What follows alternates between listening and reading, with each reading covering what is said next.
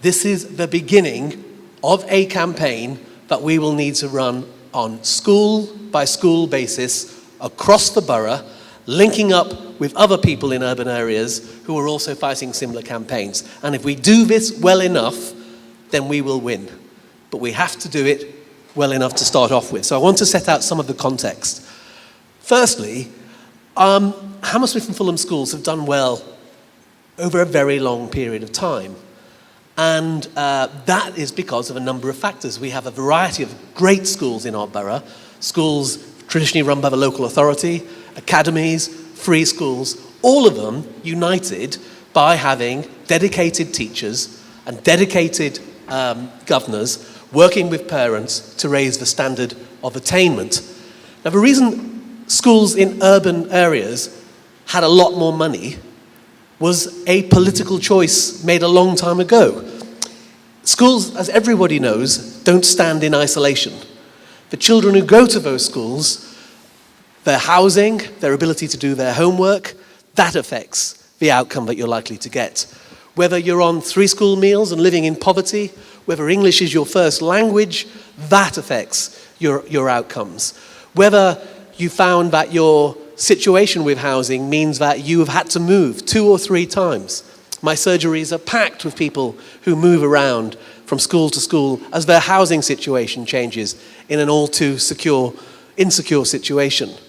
So these are all factors that are more prevalent in urban areas and certainly in the capital city than elsewhere.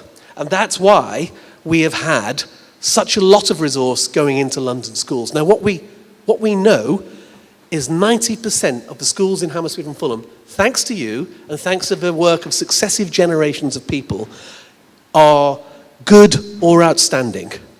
Now that is something to be treasured, because it's not about the schools, it's about the children who go to them. And we know that that's come about for a variety of factors. It's come about because of great leaders like Wendy Aldridge from Sullivan School, who I can see sitting at the back, because of Julie Hogarth, Peter Haylock, and lots of other teachers over a very, very long period of time. It's become because of the work of the local authority over successive decades, and it's come about because of money. Money invested into children. Now, what we know is, at the moment, the government set aside 200 million for its grammar schools programme. And indeed is just clawing back 300 million from its failed attempt to impose academies on all schools. So it's chaotic. And what we do know is back in 2013, any child going to a school in Hammersmith and Fulham would have been given £6,600 per child. And there's a lot of children in a class, £6,600 per child. At the current date, that is dropped to £6,000 per child. If you're a parent, I'm talking about your child.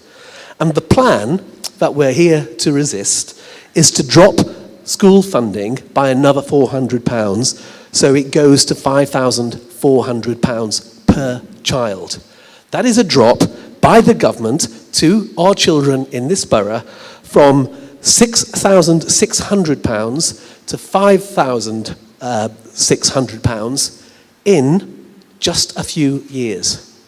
Now that can't be allowed to happen, because it's not just wrong now, here in 2017, it's wrong in terms of the consequences it will have in 2018, 2019, and into the future. And if we don't draw the line here, then what will they do next?